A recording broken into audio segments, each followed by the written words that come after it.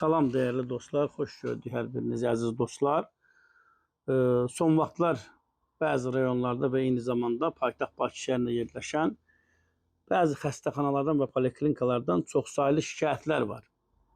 Vətəndaşların orada incidilməsindən, süni növbələrin yaranmasından, eyni zamanda bəzi həkimlərin orada özbaşınalığından, bəzi həkimlərin əsassız yerə haqq tələb eləməsindən, rüşvət tələb eləməsindən o qədər şikayətlər gəlir dəyərli dostlar.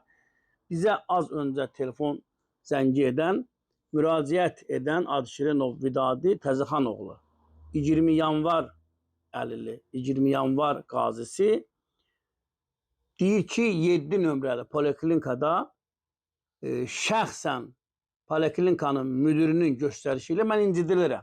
Şəlalə Səfərova tərəfindən.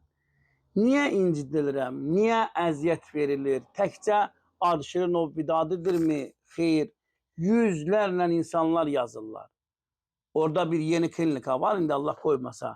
Gedirlər, vətəndaşlar növbə yazılır, 700-800-cü adam gəlir oradan bir dənə, bir özündən razı bir əməkdaş bildirir ki, artıq bura qədər yazılanlar keçir, bundan sonra geçsin, sabah gələrsən. Sabah gedir bir gün gələsən. Bu Adşirinov Vidadi də 15 gündür 7 nömrəli poliklinikada bir analizi verə bilmir. Özünün dediyinə görə adamı salıblar süründürməçiliyə, ged gələ və axır gör elə bir vəziyyət yaranıb. Həkim deyib ki, bu Adşirinov Vidadidə ki, sən bura necə gəlmirsən? Səni kim gətirib? Gör adam hansı vəziyyətdədir?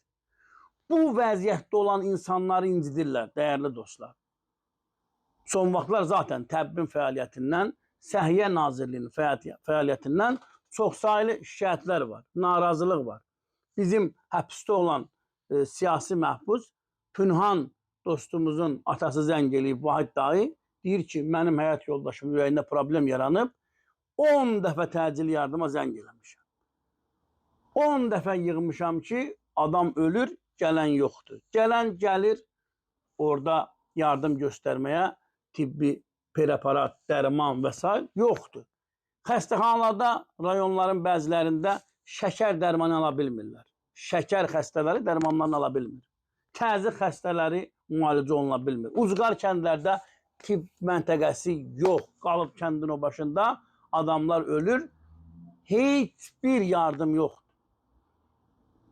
Şəxsən 7 nömrəli poliklinikanın fəaliyyəti ilə bağlı az öncə mən baxdım, sosial şəbəkələrdə paylaşımlar gedir. Orada deməli Xəbəraz saiti də yazıb buranın rəhbərliyindən.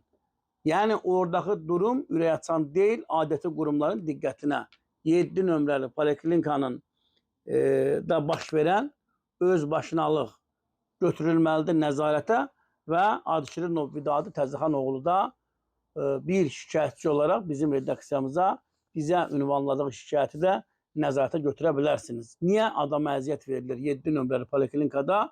Onu da araşdırmaq təbii ki, aidiyyatlı qurumların üzərinə düşür. Belə, dəyərli dostlar, daha bir canlı yayının sonuna gəldik.